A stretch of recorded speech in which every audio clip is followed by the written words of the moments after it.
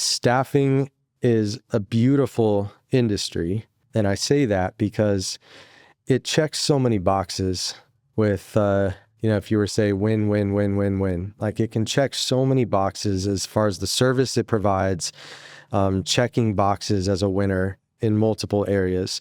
And it also really, there's no such thing as being economic proof, but staffing really has an opportunity to flourish in a down economy, and it has the opportunity to flourish in an up economy. Not too many businesses can say that, or not too many sectors can say that. So that in itself is a great opportunity, despite some scary things happening in the world right now.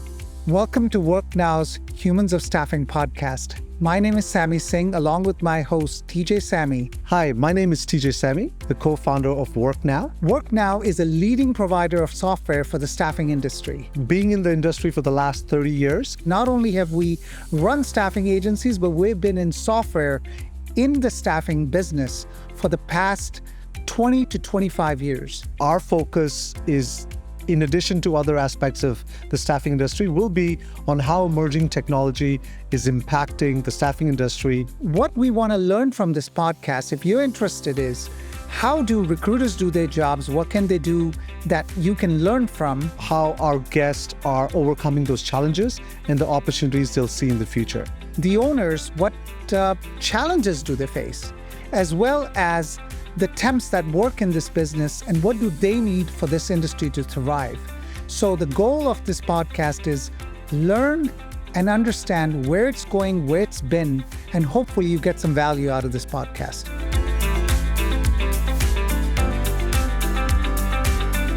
Welcome to WorkNow's Humans of Staffing podcast. I'm Sammy Singh, along with my host, TJ Sammy. Today, we are proud to have one of our partners, which is Meritus Capital. Adam Forbes, welcome. How are you today? That's right. I'm doing very well. Appreciate the invite to come and chat with you and hopefully share some knowledge. Knowledge is what we are distributing here for free. So welcome.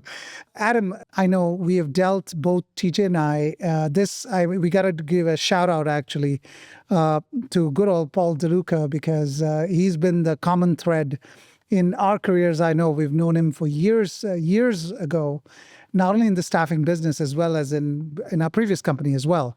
So he's the one who had actually got me into his podcast. And that's what got me going, like, oh gosh, we got to do one for ourselves too. So this is kind of how it all began, I should really say. So big thanks to Paul. Shout out to you, Paul. So what we want to do is, you and I, we met first time was, where was this? This was at our office locally, or did we meet online? How did we meet? I believe we met online through a mutual acquaintance, Paul DeLuca. Yes. And I was recently brought on with Meritus as the director with the initiative of propelling strategic partnerships forward. We know there's a lot of synergy out there with a lot of great companies. We know a little bit about them. Paul has been in communication with people like you for quite some time. But the missing piece was somebody who could really focus on it and really champion this cause of, let's find who the right partners are, identify them, and how do we just work together? And so I was introduced in that forum, and it was online. And then a couple of weeks later, we were able to meet in person at your office. Yes, and we were lucky enough. I think, we were out in, we're in Anaheim. You're close by as well in Orange. This is Southern California. So we're just so happy that we can meet someone versus Paul fishing in the Baja, in Baja, California all the time. I remember Sammy coming back to me and said, man, we finally have somebody who understands staffing, and so really excited to have you. Hit him with a rock if we need to, because he's so close. Yes, holds all of us accountable. So that was actually one of the first things that, of course, Meritus being there, we've, knowing each other is critical. But most important in all of this is knowing the staffing business, right? It's a complex business, not easy to understand. We're going to be asking a lot of basic, maybe sometimes borderline stupid questions. And, just ignore our ignorance, I should say, on the funding side.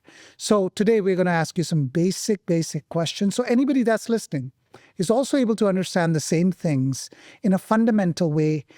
how does funding work and all of that. But before that, can you give us a little bit of your background, a minute long? What have you done in the past, your experience in this industry, what all you've done? That'd be awesome. Absolutely. Well, I got thrust, I'll use that terminology, thrust into the staffing world very early on in my career. I was 18 years old, coming out of school, deciding whether or not I wanted to pursue, what kind of higher education I wanted to go with. Was it an 8-year plan? Was it a master's?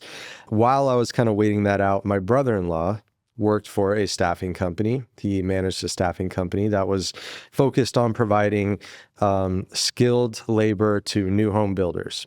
And this was in the Bay Area. At this time, so this 1998, the Bay Area was absolutely booming. It was busting at the seams. New home communities were being built that created new cities. And what it created is that when you grade a lot, between that and you handing the keys to the new homeowner, it was like 60 to 80 days. That's all it took to build that, Wow. very high dollar house. Wow. For that beaming new homeowner. Got it. Problem is, a lot goes wrong when you build a house that fast. So the company we built was predicated on, look, let's be the punch list guys that come in. Instead of contacting 25 different subcontractors, let's just use one staffing company. And then they can go in and they can take that list with very little red tape and start knocking all these things out so that when we deliver a home to the new homeowner, it is truly a finished product that they can be proud of. You multiply that by, 20 times over by these new communities, and it created a pretty large, successful business. So I was put into that. That was my first taste of staffing. Within 3 months, they said right about the time where I needed to make a decision on, do I devote the next 6 years of my life to furthering my education, or do I start my career? And they came with a pretty good case. They said, look, we'd love to have you. We're a growing company. We know you're looking into the majors I was looking into. They were not going to get me anywhere in life. It's not like I was looking to become an engineer or a doctor, or I had something, this is what I'm doing. It was still kind of vague. They said, we'll put you on a team. We'll send you around the country to open up new markets for us. Soup to nuts, we want you to be able to identify the best location for this new office, help with the brick and mortar setup, recruit an internal team to run that office, go find recruits or recruit applicants to fulfill the needs of the local job scene, and then go out and get clients. It was like, this kind of staffing win world. But it was really, it triggered something in me because, I have this entrepreneurial spirit, and I also love to travel. I love to see different parts of this country, what makes it go, the different sensibilities, within different geographies. And I love history. So this is more than 1 minute. I apologize. But I can't give you the whole context without some of the detail. Yeah. So long story short, I was part of a team of 4 where I stayed on, and for about 2 months at a time, I would go to new geographic markets and get our company set up where we were ready to rock and roll, place employees at work sites, and start collecting on those invoices. It was still primarily construction based. So it was really cool. We would go to Houston, Texas, and work on a new wing for the Women's Hospital of Texas. So, this is going to be a 6-month project. Our staffing company was in charge of kind of managing that project, making sure it had the appropriate skilled laborers needed to see that project to fruition. And so that was a crash course in everything that it takes to build a structure like that, because you have to know, in order to find the people that are going to do this work, you have to know, what's involved. So I love that aspect of it. And then, I have a little bit of ADD. I tend to get bored after a couple of months sitting in one place. Well, guess what? Project's done. You're going to Houston, Texas. We're going to open up an office there. And, we are working on the new Reliance Stadium, which is going to be the new home of the Houston Texans. now we're going to Nashville, Tennessee to work on a runway extension at Nashville Airport. So that just really tugged at my entrepreneurial strings. And I love learning about new places, new people, what makes people go in different regions across the country. That was my start in staffing. And I say thrust because it wasn't really like, well, this is my goals, this is planned out. No, I was thrust into it. I just so happened to love it. And when I came back and settled in Southern California, I was ready to kind of be rooted and get something going on my own. And which year are we talking about at this point? So at this point, it would have been about 2002. 2002. Yeah. So still pre-2008. And then you started... Pre-2008, yeah. So then you started your own firm at that point. I started my own firm. This was also a... How many times are we allowed to use the word thrust in this podcast? Because I was thrust into this next phase of my career. The company I worked for was doing so well, and it was purchased by Owens Corning, which is a Fortune 500 I thought they were a manufacturer or something. building. They were a manufacturer of building products, but they saw a business model in what we provide that they could then implement in all of the Home Depot and Lowe's stores that they partner with across the country that sell their product, to be able to be kind of an arm of them where it says, okay, you bought all this insulation from Owens Corning. Do you want it installed? And so now my staffing company was the do you want it installed portion of that, where we would come in and actually install the product. So there was a lot of excitement. It seemed like a great opportunity because it seemed like it was going to fulfill a need and hey, create some revenue. That's what it's all about. It didn't really get the traction that we thought it would get. So we abandoned that business model. But what it did do is it opened our eyes and our connections to, hey, we can do something with a Fortune 500 company. We can look for these bigger partnerships where maybe in the past we'd be, we're too small, or no one like that's going to look at us to do some kind of a partnership like that nationwide. But so we looked at ourselves in the mirror and we said, no, we can do this. We can do it as good as anybody. Yeah. We have connections. We're diplomatic. So we went out and established relationships with key general contractors throughout the country, some international general contractors that they would come into the United States to build a skyscraper. Now they have the expertise in building a skyscraper, and they have an expertise in building a skyscraper in Germany or Dubai, but in Nashville, Tennessee, no idea. Where are we going to get how are the logistics going to play out? Where are we going to find the workers to do these? We get subcontractors that are based out of New York, but now all the work is being done in Nashville. What are we going to do? So the company that was born out of that was really a staffing company that was servicing these larger general contractors, particularly ones that were from out of state, but sometimes even out of the country, that had an opportunity to build a big project, but they needed local resources to really navigate that. Who are the right people? Who are the right vendors? Who are the right partners? Even, what are the right routes to take to these? Like if we're looking to hire, where do we need to hire? Because they just didn't know the geography, didn't know some of the ins and outs. So that was a company that was born, and I was a part of it. God. However, that company was sold. It was sold to an older venture capitalist couple, sweet couple. They owned yachts, and they were well into their retirement years. They just wanted to sail off all around the world and collect a check every month from this staffing company that they purchased. Fast forward a little bit more, and I am walking into the office. No indication this was about to happen. And all the lights are off, and the owner is sitting in a dark room, very ominous. And he says, Adam, today's our last day in business. I said, what do you mean this is our last day in business? He said, we don't have the stomach for this. We just paid the employees their last paycheck, but we're literally out. We are turning off the lights. We are locking these doors. When we leave, no one's walking back in here. Sorry. Wow. Yeah.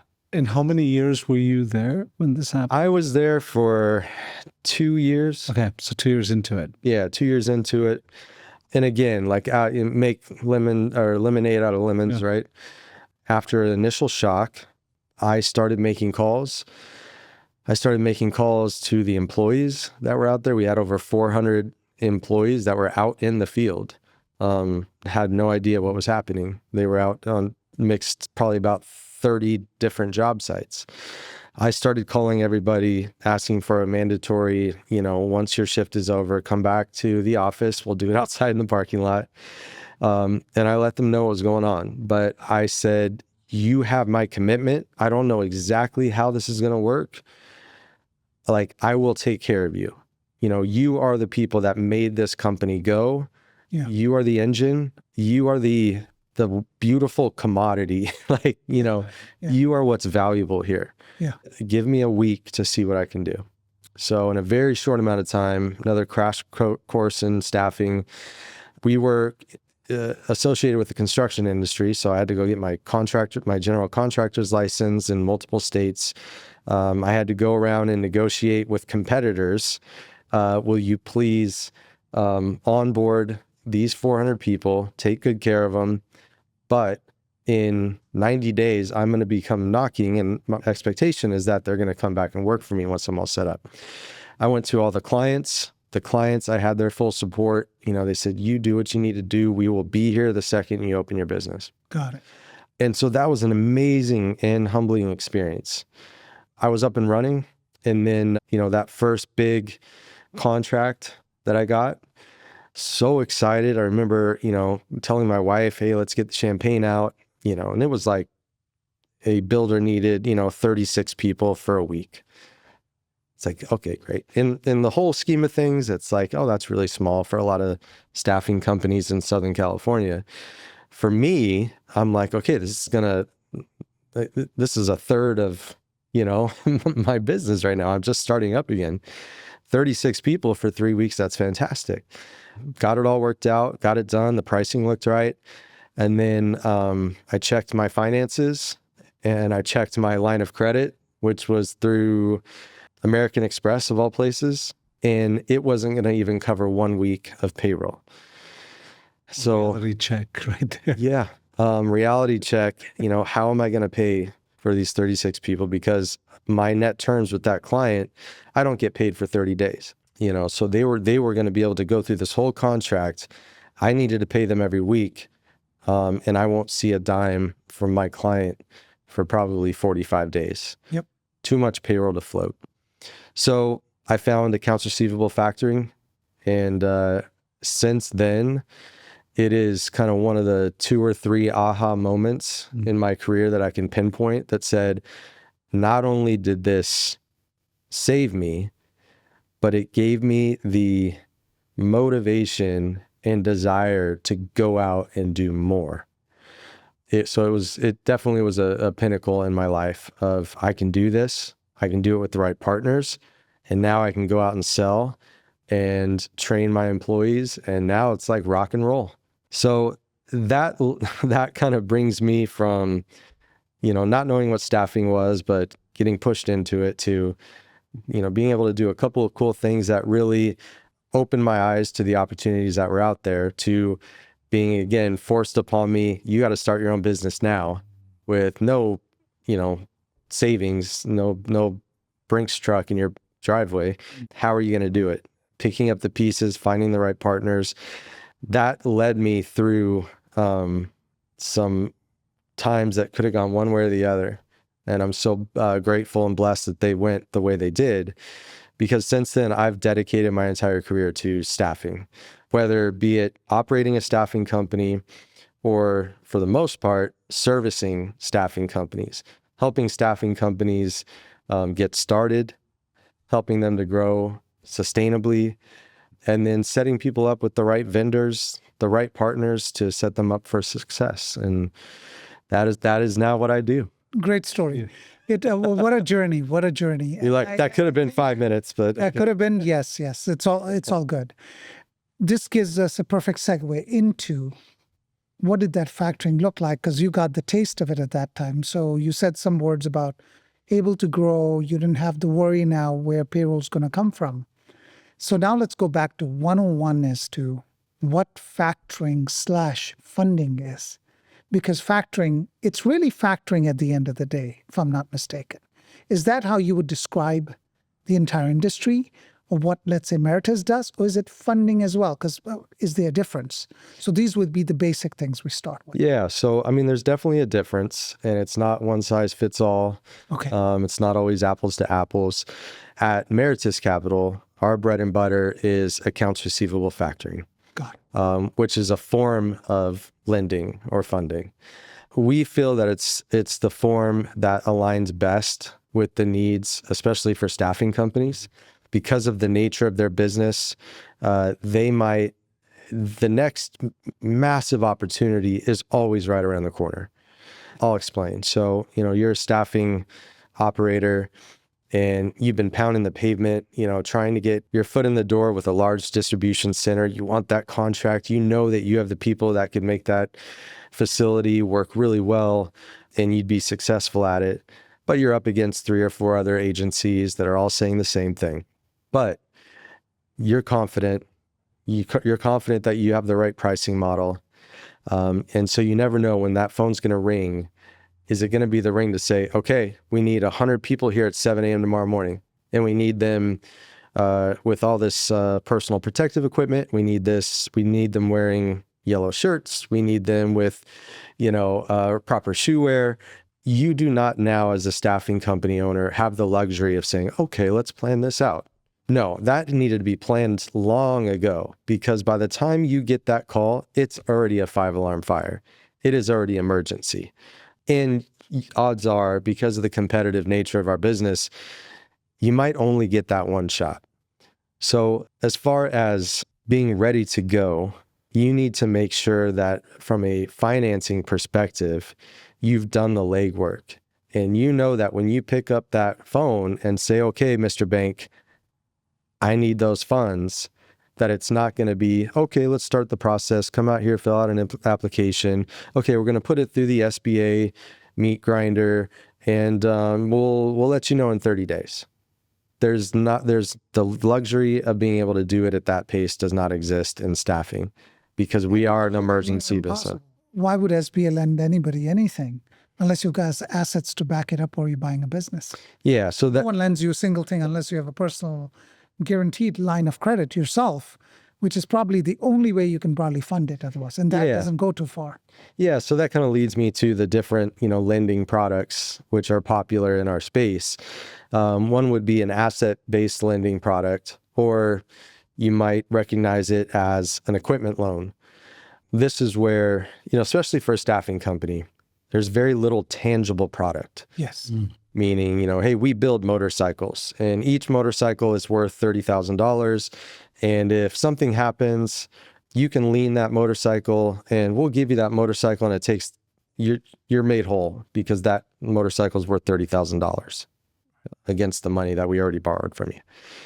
There is, there's no tangible product in staffing.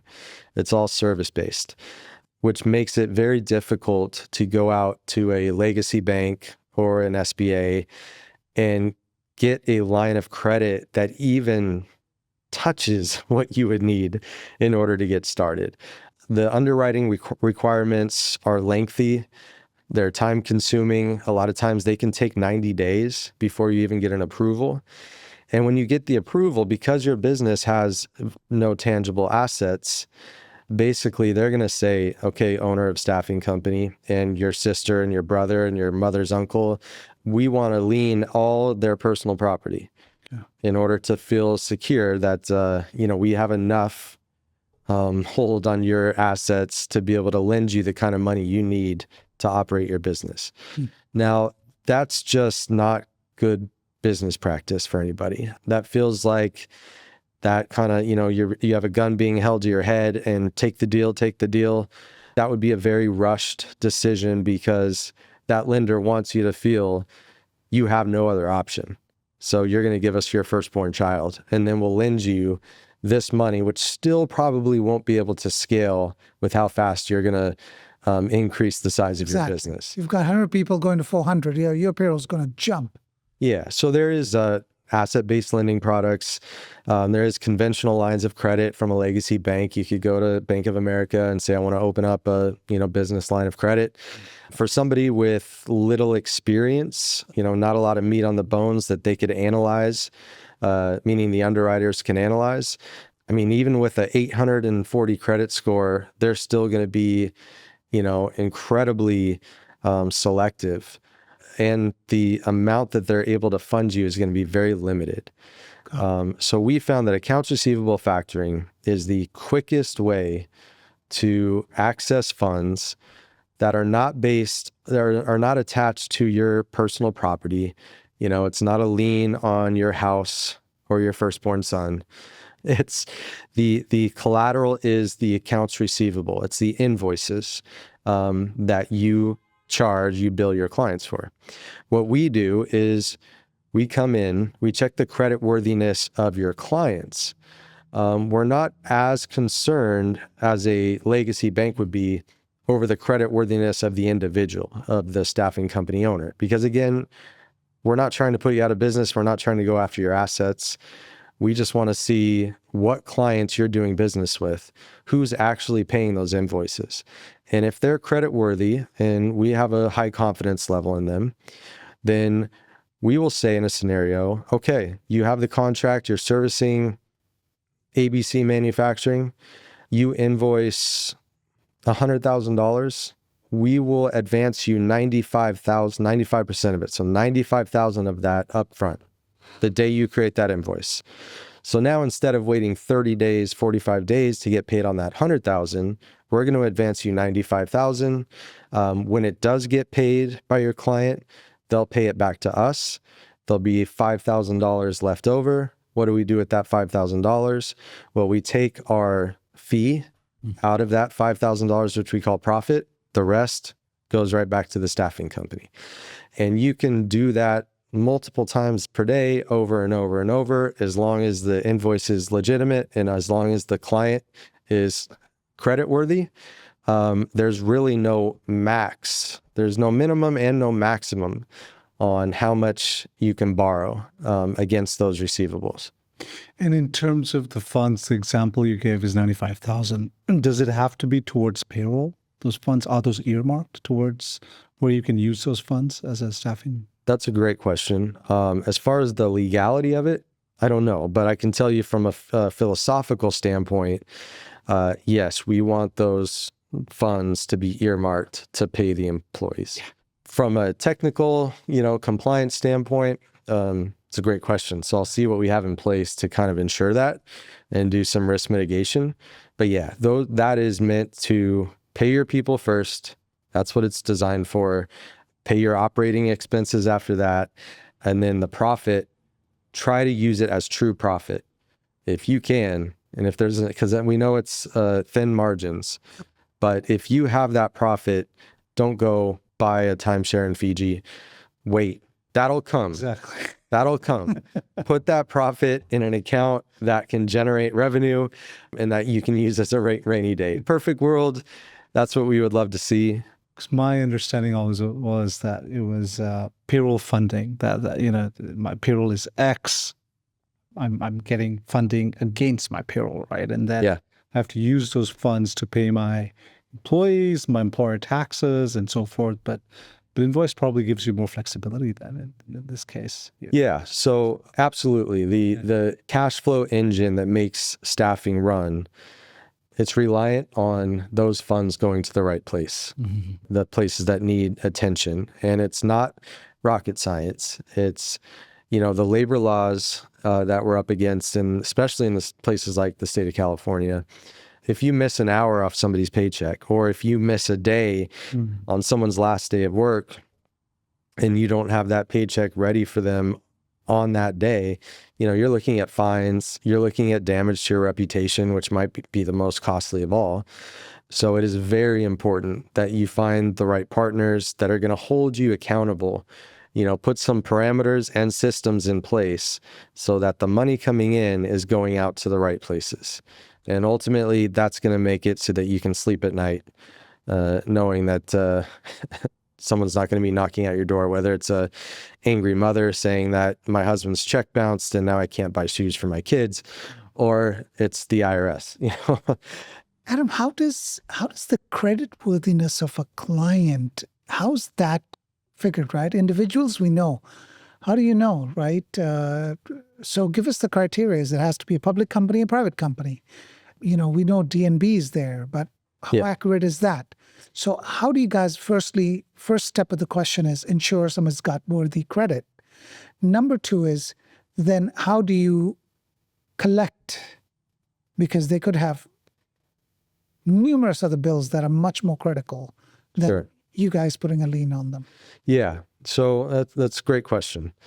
We use different tools that are available in the marketplace, like Dun & Bradstreet, Equifax, Experian have underwriting tools that allow you to, with very limited information, do a soft credit pull, which has no impact to the company, but allows us some insight into how they pay their bills historically.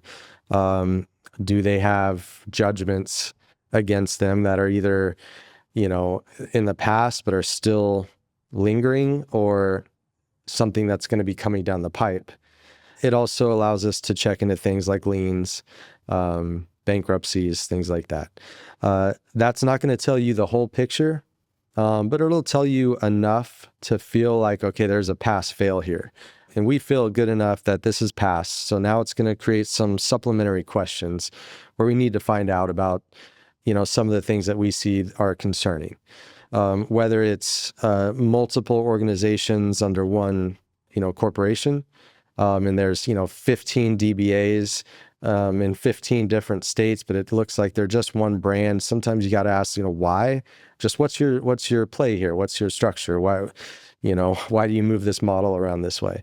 We try, at least this is my philosophy, use technology and the tools that we have to do the things that it'll do better than I do, such as, hard math calculations.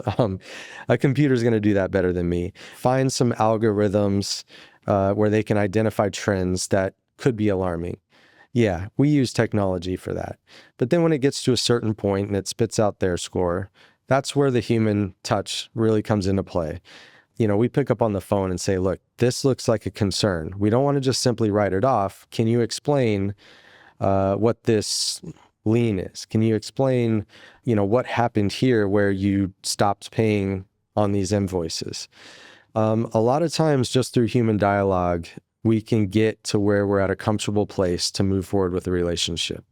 Or we might put some additional parameters in the contract or on the relationship to make sure that we're all being guided the same direction. And there's not a lot of room to spill out of those parameters that we've set. So these conversations you're having directly with the end client of the staffing agency? Many times, yeah.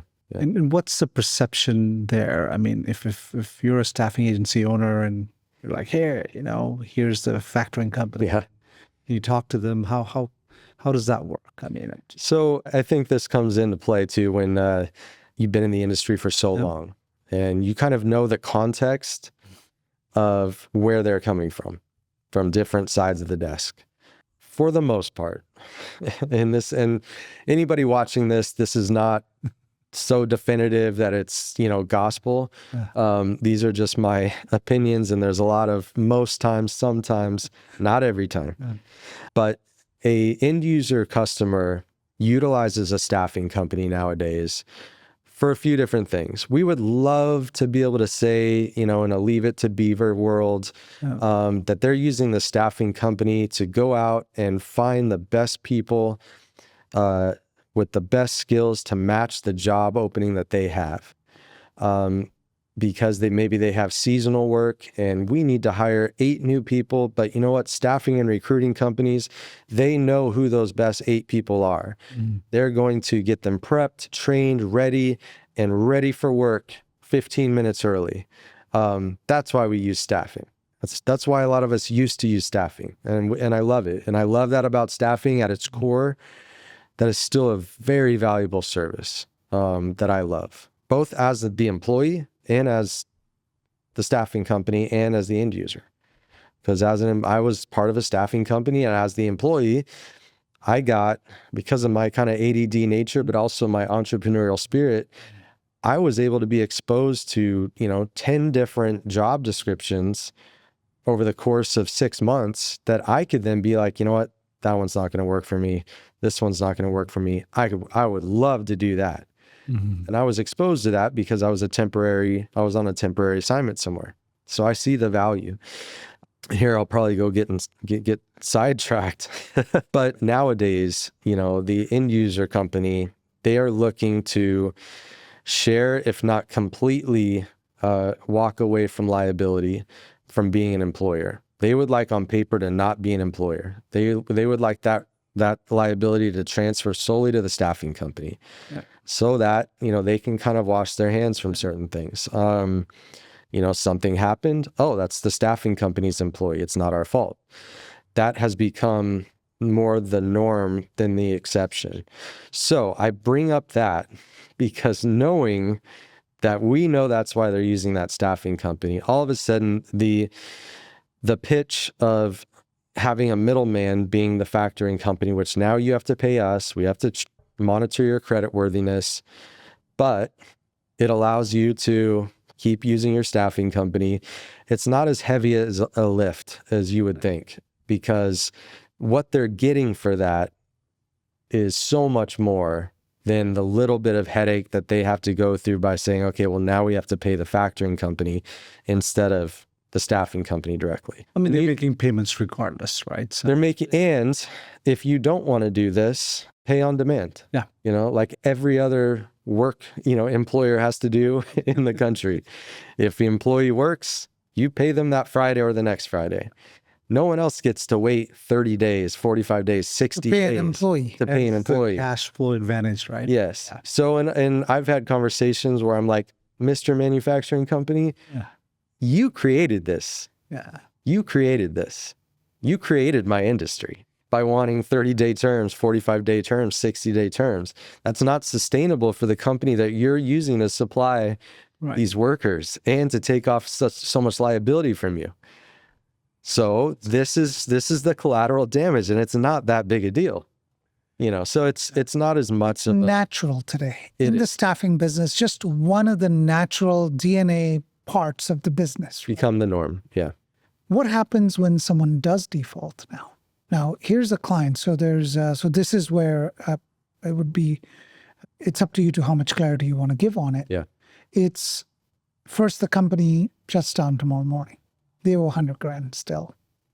You guys are in line. You have a UCC filing that exists that says you're in line and you're owed. Or are you typically the first ones in line? That's one part. And the second part is what happens to the staffing firm. Yeah. Now they owe that money. Yeah. So for the most part, our aim is to be in first position on the UCC filings. The exceptions to that usually are government agency related. So IRS is always going to trump, no pun intended, is always going to supersede a factoring company. The EDD, so these government agencies, if they put a lien, if the California State Franchise Tax Board puts a lien, it doesn't matter when they filed it. It doesn't matter if, the Elon Musk is the first on that list. The smallest government agency will kick them off right away and say, no, we have the right to collect first. But that's pretty standard. If a company, so a client of the staffing company just defaults and decides to shutter their doors, we will definitely get in line as a debtor through bankruptcy courts to see what kind of assets. And this is not Dog the Bounty Hunter where we're going and ripping cars out of people's, driveways. It's a due process, due diligence. There's due process, there's due diligence. And ultimately our goal is to is for our clients, our staffing companies to grow. In order for them to grow, they need healthy clients. So we always aim for that approach. It's like, look, let's have some empathy first. Let's do our due diligence. Let's find out what led to this. Can it be saved? Can it be saved by possibly partnering in a mergers and acquisitions firm up with that company that can help kind of infuse some cash and rescue them? And now we can... Everybody can collect and go back to Yes. healthier. Yeah. That's the ultimate goal. And it does happen where, when it comes down to it, again, we don't want to put families in a desperate, destitute situation. So the worst case scenario, it becomes a write-off for us, where we just kind of, hey, that was a loss. Let's learn from our mistakes. Let's find out why we didn't see this as a potential downfall of that end user client, and we'll do better on our underwriting next time. Sometimes it's just time and unforeseen circumstances that you just could not predict for. The best actuary in the world would not have seen it coming. So there's that. But we want to be reasonable. We want to be empathetic. And we also want to encourage our clients when, I mentioned kind of that workflow of we advance you 95%. There's an additional 5%, which is called profit in our business. Hey, if you don't have to touch that, don't touch that. Let it simmer. Let it, get a yield going. Let that money grow a little bit if you don't need it. It takes a lot of discipline to do that. But now all of a sudden you have a growing savings account that is a protection for when a company or one of your clients, goes belly up or default. Who holds on to that 5%? So there's a number of different ways we can work it. In a perfect world, it's a commonly owned account between you guys, us and the client. We do not have signing authority on those accounts. It's really just a monitoring, but it's our client's money. We call it sitting in a reserve, and as a doomsday kind of, it sits there and it grows on its own when such a event occurs. Yes. Right. So that is one way. And if that's not adequate, then of course, at the end of the day, the staffing agency is the one liable to pay for that debt. Yes. Right? At the end of the day, it is no matter what. So it's in best interest, step one, for the staffing agency to pick up the right customer.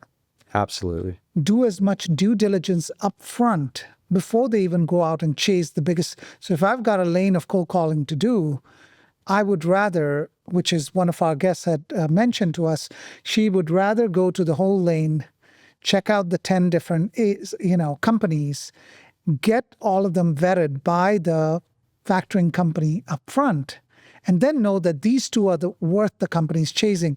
Now she can put her might, her low markups, whatever's required on those two versus wasting time with anybody else. I love it. It's a very simple strategy that will reap a lot of rewards. And I know we use the term ROI, like return on investment. Putting analytics into those types of structures and seeing how they pan out over the course of the year, 2 years is invaluable so that you can make the right decisions, maybe implement just a couple tweaks in the way you vet and underwrite prospects. And man, this would have saved me $80,000 this year. When you scale and the type of volume that staffing is used to operating in, the numbers can become very large, very fast. And that's what's really cool, where before you might be, that's pennies. I'm not going to really pay attention to that. That's just pennies. Well, all of a sudden in staffing, pennies amortized over the course of the year can become millions of dollars.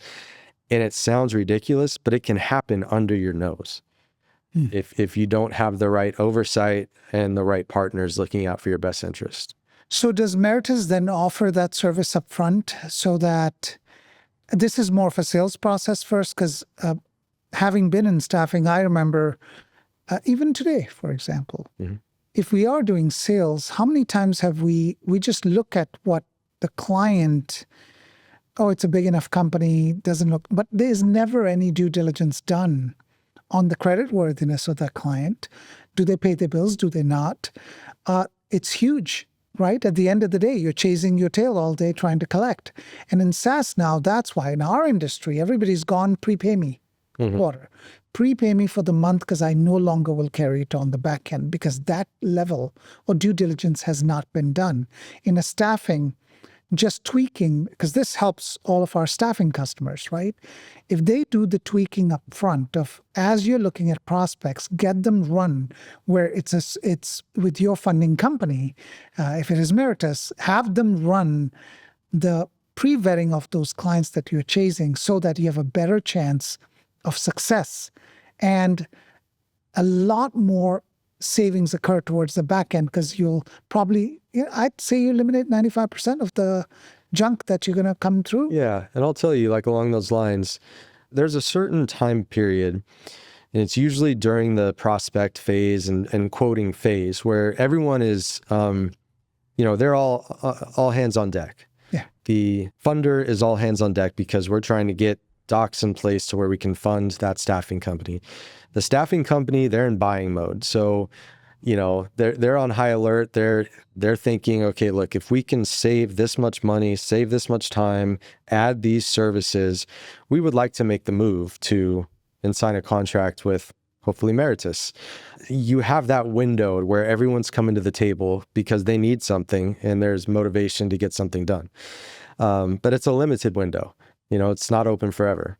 So during those times, gathering the information and letting the funding company, really do what they do best, which is kind of get underneath that first layer of underwriting to see what's lying beneath.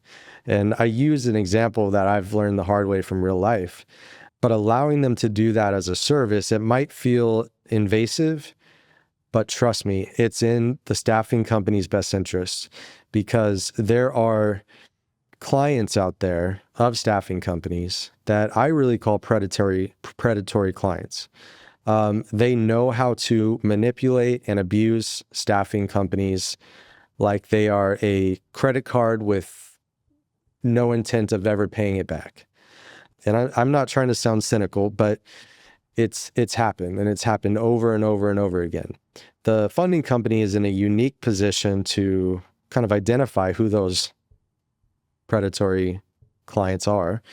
They're also in a good position to, again, see what's underneath the hood. It might look great on the outside, but then you look underneath and it's, oh, well, there's shell companies here and shell companies here, and there's DBAs and there's all these other LLCs, and these LLCs have bankruptcies on them and these have judgments on them. So it's not always readily apparent just from the surface level. But if you allow the funding company to, and use that partnership, it's part of the service, to find some of those things and recommend parameters to keep you safe and parameters that are in your best interest, it's going to save you so much in the long run, even if it feels invasive and maybe even intrusive right off the bat. The funding company wants to fund you money. We really do. We'd fund it as much as we have in our bank. We would love to fund it all to you because that means that we're growing. You're growing, which is great. But we would be doing you a disservice if we didn't really do it in a way where we're making sure you're protected. And so listen to your funding company. If they see red flags, trust me, they're real red flags. They're not nitpicking. They're not nickel and diming. They see something that says stop. I'm just thinking about the examples Sammy gave. So you've got 10 clients here I'm prospecting for, right, as a staffing agency. How is the process very similar to me getting a home loan, which I can get a pre-approved letter first? And then when I actually close the deal, that's when the actual due diligence starts for my home loan. Is it very similar? Because I'm wondering how quickly can you vet a client because I can't wait 3 months or 2 months. Yeah, no, great question. It's similar in the sense where we can provide soft numbers based on just gathering a very little bit of information. Usually in our world, it's, send us a snapshot of your outstanding accounts receivables and an aging report. Send us a profit and loss statement for the past 12 months. Based on those two things, we're pretty confident we can give you a soft quote that very quickly that you can then say, oh, we're close, but it's too close to what I'm already doing. I'm already getting from my bank to make it worth moving. Or they might say, oh my goodness, this could potentially save me a lot of money. Combined with your services, I would love to move forward. What's the next steps? And then we would get into a little bit more nitty gritty underwriting, which is still not, as opposed to a conventional bank or a legacy bank or applying for a home loan or applying for a small business loan. We're talking about, maybe 6 to 7 documents that we need. And that's where tech comes in, right? To facilitate that Absolutely. process. Yeah. So it's not a, overly heavy lift to get us the documents that we would need. And once we have the underwriting documents in place, it's typically a turnaround time within 1 week of being able to say with certainty, okay, this is approved. And then another week after that, depending on how large the company is. So that's a variable, but can be up and funded within 1 to 2 weeks. Adam, is that the P&L and that of the company itself that you're asking from? Yes. What is their softer way, a softer touch than that, where you are able to just identify the company? Let's say, hey, I'm outside McDonald's and this is the company. I'm just giving an example where you can run a soft check that says, yep, overall, it's a legit company. We don't need any further. This is something they're okay. No red flags. Is there any soft check? Because these days, even in our own personal credit, they're able to do a soft check where it doesn't show up on your credit report. Neither does it affect your credit in any way because they do a. Is there any way to do that so that it can be done a little bit more often versus waiting till that level? Because you can't ask somebody for a P&L or a balance sheet if you don't even know, like if you don't know them well enough or you're not moving forward with them. Yeah. So another good question. There is that could give us, kind of that, we're at a 95% confidence level that this would make it through underwriting when we get to that phase. Yeah. So we can give a soft approval. The big variable in our business is the days invoices are outstanding. So that's why we need that aging report, because that dictates the pricing structure that we would want to present. We want a pricing structure that is, going to create the most flexibility and agility for our client, because we want them to grow. Again, they might have clients, which we identify in that aging report, that some of their clients pay 75 days. Some of their clients pay 15 days. Some pay 6 days, after creating the invoice. We do need to look at that in order to come up with an average days outstanding, meaning how much are the funds we deploy, how long are they going to be out there? That helps dictate, within a very reasonable, degree of error, what our pricing would be.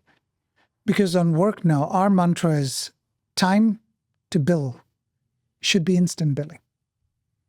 Time is done, get the billing in place, get the client to approve firstly the time cards, immediately you bill for it so that you take the 2 steps out of the way before that money ever reaches your payroll department, before you're going to make that payment.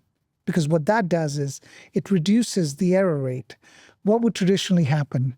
You're going to bill, you're going to collect the time this week, comes in on Monday, takes you by Wednesday to get the time cards collected and approved by a supervisor. You pay your employee on that Friday, the second week's Friday, and now the invoicing goes out on Friday or Saturday, sometimes even Monday. Look at the gap and now if the client never even approved the time cards, they could dispute it and say, sorry, that invoice has no meaning to it. And as you know, their clients have got smart. At least I've not actively been in that situation for a long time, but they will hold back because of one temp on an invoice for 100 temps, one temp's time they will hold back the entire invoice solely to give an excuse, and then you can't find anybody to approve it. No. So, and that's when you let the billing is your head and crash the table in frustration. Yes. So to us it is, and some of the identifiers as you're coming up, do you keep a database within Meritus? I'll give WorkNow's example first. Not only do we identify an individual that goes to each place and where they work, right? That's one. Number 2 is every client and site that they work at. So to us, site is very important. Why is this site important in the staffing business? So if I'm about to send my temps into a building, if the last 4 agencies over there had a 50, 80% turnover rate, the temperatures were always off, so you had a ton of injuries. Your lunch breaks always had compliance issues. Guess what? It's a huge red flag for every other agency out there, so they can work together and identify which clients are predatory and which clients are the right ones they should be doing business with. And you're in the same business technically, because you want to make sure that as your agencies are growing, they're dealing with the right customers. So if they get paid properly, everybody in the equation stays happy. Yeah, I love where we're going with this from a outward perspective. So as a benefit to our clients and their customers, we're always looking for ways to reduce friction, right? And historically, this part of the process has been pretty clunky. You have an end user that is forced to use a VMS. The VMS then has to communicate with the staffing company. The staffing company maybe has a payroll system that's tied to a PEO. And then odds are they have a funding company associated with that. Yep. This is in, a lot of times they'll have an ATS, a time and attendance system, completely separated from all those things. And then not even to mention, you throw in insurance and workers' comp and class codes into this meat grinder. We haven't, historically, all of that data that these, what did I just name? 5 or 6 different systems, it's the same data. And the source of truth, everyone uses that term. Okay, well, what's the source of truth? Well, the source of truth can really be that time and attendance system. It's being clocked in, clocked out by a real employee at that real work site that's already been established. It's not handwritten. It doesn't need to be reconciled because it's approved by the supervisor. Really, from there, an invoice should be able to be generated directly from that. Mm-hmm. So not only does it reduce friction, but it drastically reduces time that it takes to insert manual portions in that process or additional oversight or auditing, because it's coming straight from the system. That invoice is producing straight from that system. And then maybe once a month, there's a very small reconciliation, but nothing that's going to, sound the alarms and stop work for 4 hours. It eliminates the disputes as well for the client, because the client is the one approving it. It's the same exact data that's going inside the invoice. Yeah. So, and it's like the telephone game, right? Yeah. The telephone game, somebody thinks a phrase, they tell it to the person next to them. Yeah. By the time it gets all the way around the room, it's a completely different phrase. Nothing resembling what the first person said. Even with data systems, the more hands that data goes through, outside systems they go through, just the more cracks there is for things to get one little field to get moved, and that changes the entire dynamic and puts all these compliance issues at play. So this thought process of a company like Meritus on the funding side, partnering with a company like WorkNow, which is at the forefront of collecting this data from where it really matters, directly from the source, producing an invoice directly from that data, and then sending that invoice, whether it's electronically, however, through cyberspace, where for that invoice to get funded. I mean, you're talking about all that being accomplished in a very short amount of time with very little friction. And if as a staffing owner, if I can get funded 2 to 3 days earlier than I would have otherwise, my goodness, that could equate to some real benefit. And where do you think technology is going to continue to evolve and change in this, right? With AI coming in, with everybody, where do you think this whole, right, there's a friction. And I've always been surprised myself that to us, being in the staffing industry, we kind of know, everybody knows what the tricks are. There are tricks that they use against workers' comp. There are tricks that they use with their temps. The tricks that they use themselves to lower their liability. Tricks they use with the funding companies. At the end of the day, today, that world is no longer there. There's no written time cards coming in. Mm-hmm. Yet it baffles me to know that when you can identify the physical location where someone's working, you identify what kind of work they're doing, right? And are they in compliance? Because if you're not doing the right work and you're throwing them into a clerical code while they were, on a 20 floor skyscraper, there's going to be a problem one day. Number two, did they actually log in and out? There's no ghost employees running. That's number two, right? Another point. These are the things that can completely be avoided today. But with AI bots, do you see that today that this should encourage people to go fund more than ever before? Because I think that's what it's going to be, is I can be in business as fast as I want to be without having to deploy these 8, 9 different systems in place. Yeah. And if you don't mind, let's talk about that just for a minute. Staffing is a beautiful industry. And I say that because it checks so many boxes with, if you were to say win, win, win, win, win, like it can check so many boxes as far as the service it provides, checking boxes as a winner in multiple areas. And it also really, there's no such thing as being economic proof, but staffing really has an opportunity to flourish in a down economy, and it has the opportunity to flourish in an up economy. Not too many businesses can say that, or not too many sectors can say that. So that in itself is a great opportunity, despite some scary things happening in the world right now.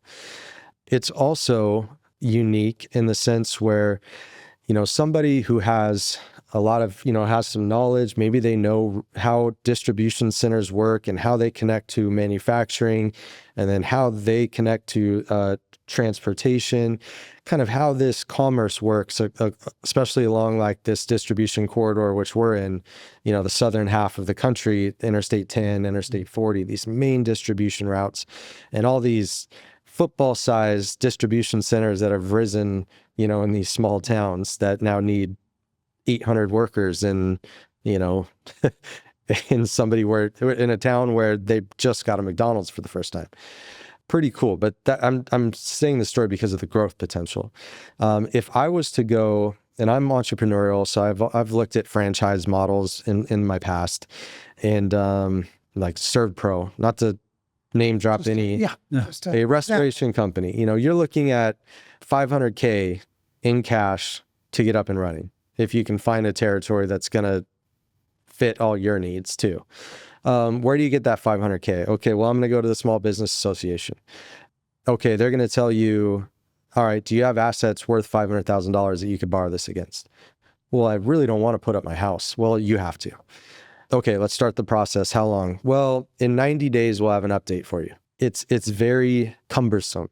Staffing, on the other hand, with the right partners, you can say, look, I know this distribution channel, I know this manufacturing firm, and I know this trucking firm to move this product.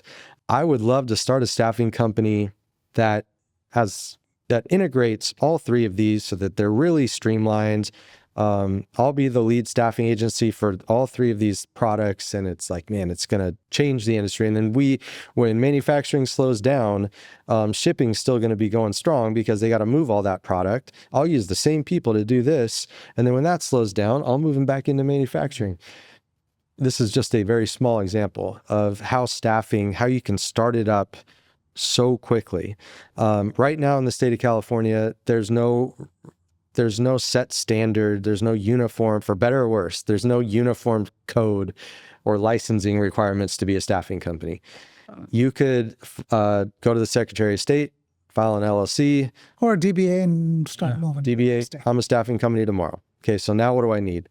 All right, it'd be nice to have a brick and mortar to where I could interview, applicants. Yep. And I need insurance, and I need certain tools like time and attendance. How am I going to track hours for these people? ATS, basics. And I need funding. You know what? I just went to Bank of America. That's where I banked for a long time. And they offered me $14,000 credit card. That's all I can get. That's just not going to cut it. Okay, SBA is going to take 90 days. Okay, Meritus Capital. All right, realistically, within 2 weeks, if you have the contracts in place with those manufacturing, distribution, and trucking companies, you can start placing people next week. Yeah. You can go to sleep at night knowing that you will have money in your account to fund that payroll when it's payday. Which is the biggest. If somebody loses sleep over, that's what you lose sleep over. How am I going to pay my employees? Yeah. Right. So, and you can do that. I mean, the scenario I just went through is very realistic. And the dollar amount that you have to place on that, remember I said $500,000 to open over there. Here, if you don't pay yourself, you really need the minimal. You don't even need brick and mortar anymore. Yeah, you don't. To recruit. If you get your first opportunity, which is always, I wouldn't say always, 90% time it's a sales rep who has decided to step out and who has ops or sales rep. The other 20%, let's say, is ops and 80% sales reps. They found an account. That account is like, yep, come do business with me. And you got to come up with the payroll for those individuals. You can be in business in 2 weeks. And this could be a $50 million business in a year where no other place you can have. No. So that's what's so exciting about staffing. It's what's kept me engaged and kept me just invigorated with staffing. It's why I feel like when I'm able to help a staffing company, whether it's get started, whether it's making good decisions on insurance products or risk management, how to protect themselves against fraud, how to connect them to the appropriate legislators, that fit their needs, whatever it is. When I put myself in that, I feel like I am working as the owner for that staffing company again.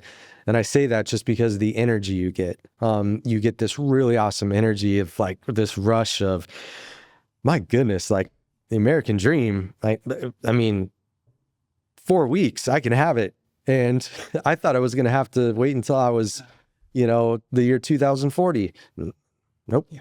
But as fast as you can scale, and for all the wonderful things that staffing provides because you can scale quickly, without discipline, fortitude, and the right partners, it can crumble just as fast. And not just crumble, it can crumble and explode, in someone's faces. So as much as I like to promote the growth, I also like to talk about risk mitigation, kind of some of those things, those pitfalls that other companies have gotten themselves into. And if there's time to talk about it, there are some things, I think you mentioned in some of our prep work. Yep. What is it? What should I be avoiding as a staffing agency owner? Yeah. So because it's so easy, and I don't want to use the term easy. Nothing's easy. It is though, Adam. If you think about it, I mean, if I'm as good as great a partnership we've got, and someone can, in our system, generate an invoice and say, fund me, click. Mm-hmm. It's really just a click. Yeah. And in the next morning, that money is sitting in their bank. Yes. It becomes that easy eventually. Yeah. And what are the pitfalls then one has to watch out for? People that know me have known me for any amount of time. And my wife gets upset at me for this all the time, not to get too personal. But she's like, you're too trusting. You're too trusting. You let people hang on too long. And I'm like, well, yeah, I am. I choose to be, strategically trusting. I choose to be strategically naive because I do want to believe that people can make good decisions, that people are inherently good, blah, blah, blah. Yeah, maybe I'm a, Boy Scout, whatever. But I choose to live my life that way because I do genuinely like people. I like learning from people, and I like seeing people succeed. That has come back to bite me several times, of which case I learned from, and then I try not to think about it too much after that because I don't want to have resentment and live my life that way either. Here's another long-winded story to say that the ease in getting into staffing, you kind of get this impression that, I'm never going to hit a wall. I'm never going to be told no. Like you said, man, that was easy to get that money. Man, that was easy to go find working capital. Man, it was easy to get this contract. All I had to do was Say I'll be 2% less than my competitor, and they just gave me a contract for 600 people. Man, this is easy. And you kind of lose sight of, you're looking at just what's right in front of you and not necessarily what does this mean for you 3 months down the road? What does it mean for you 1 year down the road? And so you have to be very disciplined and strategic to stay on course to meet those goals and to listen to your partners. There is something that I got myself into where, I thought I was signing contracts with very reputable names, clients. Little did I know that what I was actually signing was all these sub-level, LLCs, DBAs that if anything went south, those were the ones they were going to file bankruptcy on, not the mothership, not this ABC #1 home builder in the world. I thought that was my client. Yes, it is in name, but they have thousands and thousands of LLCs that they could just rip up at the drop of a hat. You get left holding the money. These are hard lessons I learned because maybe I was a little too naive. You really have to pay attention. If it feels like this path of least resistance is you can't see the end of it, then that's probably time to reevaluate and say, okay, look, I know there's pitfalls here. I know there's points. Even if I need to put that resistance in front of me myself, I need to do it. So that I'm constantly doing a checks and balances.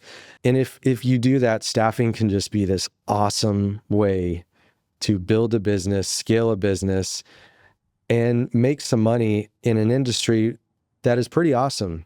Finding people jobs, like, man. So a lot of times, we can be our own worst enemy in getting in the way of that. The way of that or getting ahead of that.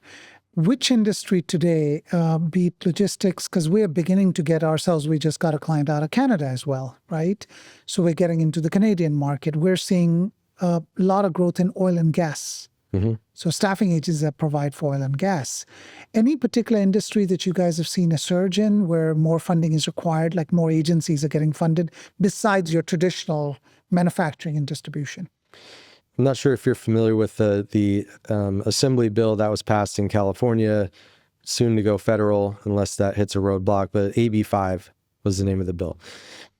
In short, all these, gig economy jobs, so personal grocers, that deliver for DoorDash, Amazon drivers that are independent contractors, 1099, hey, I have a car, I'll go pick up that item and bring it to the person's house.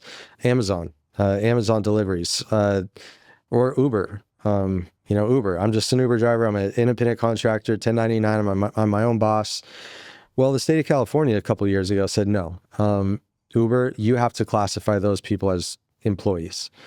They can still use their own car. They can do this, but they need to be employees because they need to be protected under all the rules that an employer has to abide by in order to protect the employees. Along with that comes they need workers' comp coverage. They need expense reimbursements. They need this. It's benefits. Yeah. Coverage. Yeah. So that has created, and Uber doesn't want to do that. So along come staffing companies that say, okay, look, we'll create organizations where now there's a pool of 28 drivers. We'll bring them in under our staffing company. So now they have employment status. And we'll handle the compliance of making sure that they're paid appropriately and expense reimbursements and taxes are filed. Workers' comp premium is paid. So that's been an industry that's like kind of surfaced over the past couple of years, that we see quite a lot of. It's also an industry where for the factoring side, we thought it would be a great opportunity. Come to find out that Amazon actually has a pretty good structure. They pay those people or those companies now they're now companies before their payroll burden is due. So there's really no reason for them to get out of a cash flow loop unless a little bit of greed or maybe just circumstances unforeseen come into play where they say, man, you know what? I'm going to take that Amazon money and I'm going to go buy this Escalade that my wife has always wanted. I'm going to go do this. I'm going to, that house that I thought I had to wait 5 years for, I'm going to buy it now. And then I'll use some merchant service loans. I'll do these little loans that are under the radar, but are really expensive to help float that payroll that I lost because I bought my truck. We've seen a lot of those companies get into financial trouble. And these are typically employer of record, right? These are EORs versus staffing agencies, Correct. right? They're EORs because that's why the advent of this growth of EORs has come in the last 5 to 8 years. Yeah.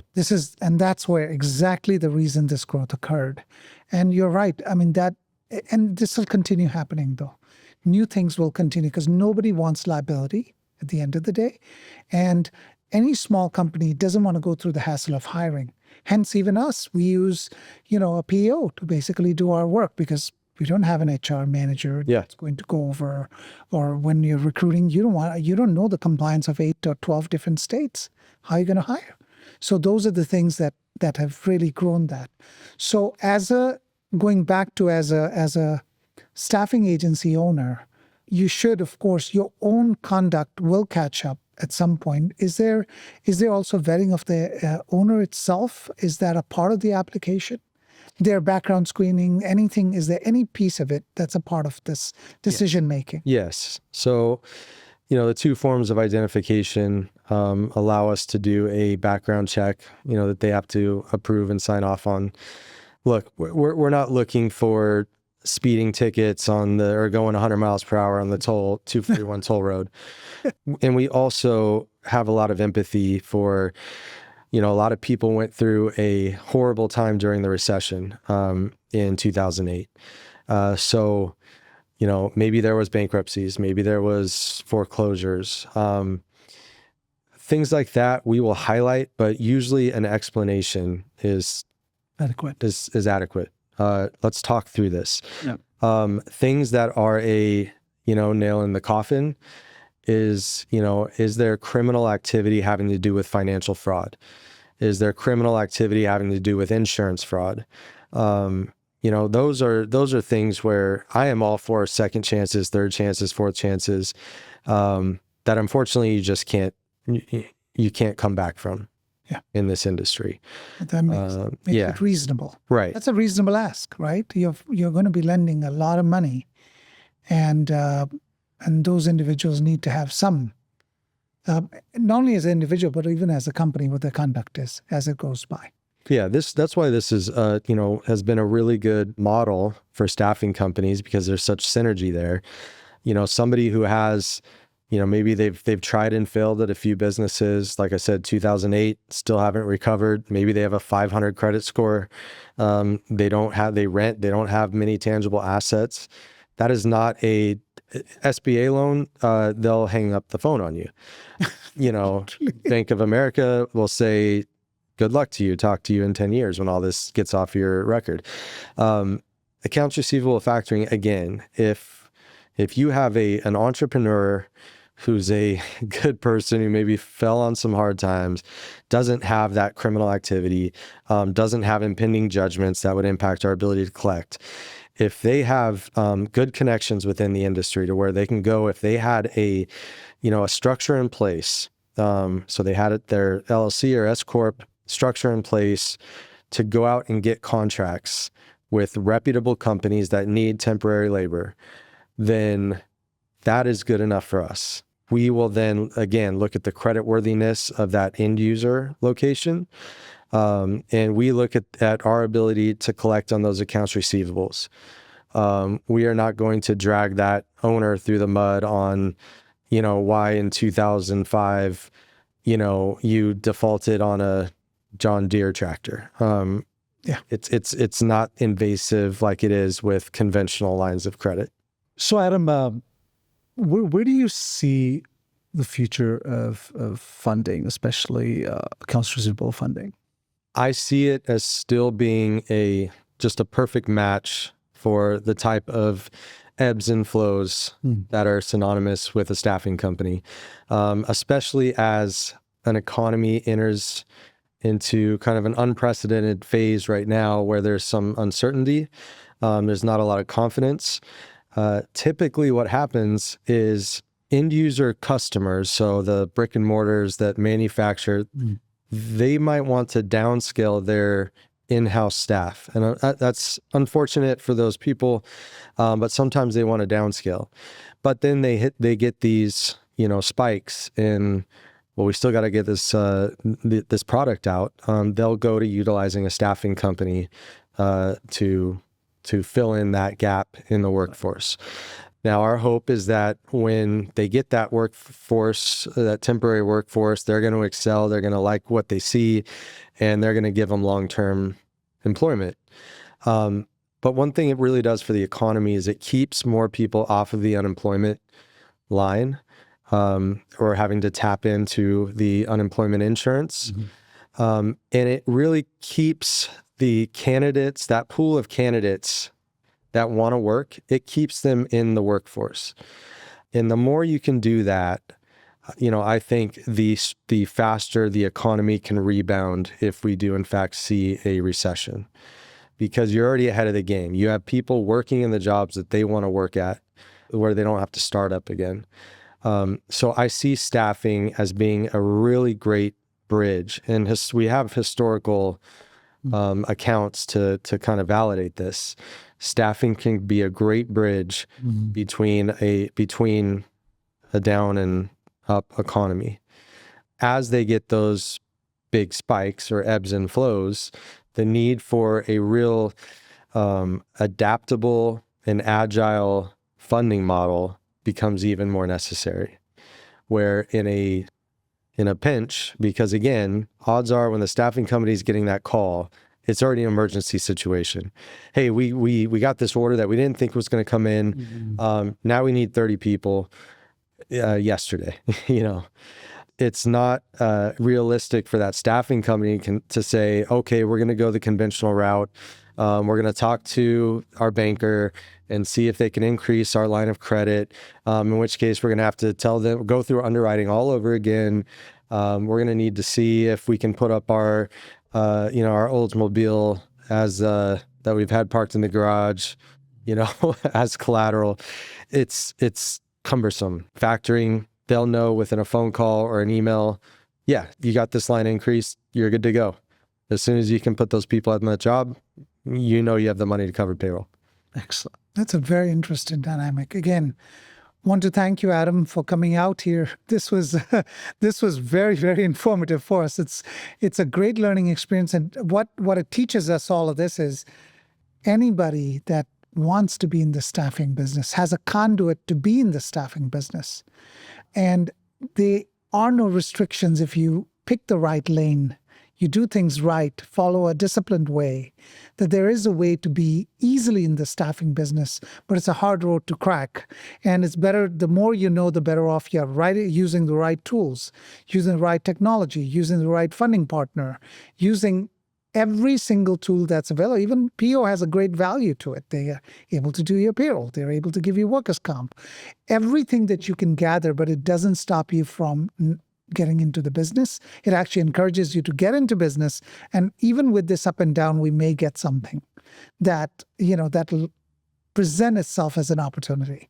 So thank you so much, Adam, for coming out. This has been a ton of fun. Thank you, Sammy. Thank you so much. TJ. Thank you, Adam. Pleasure. Thank you. Next time.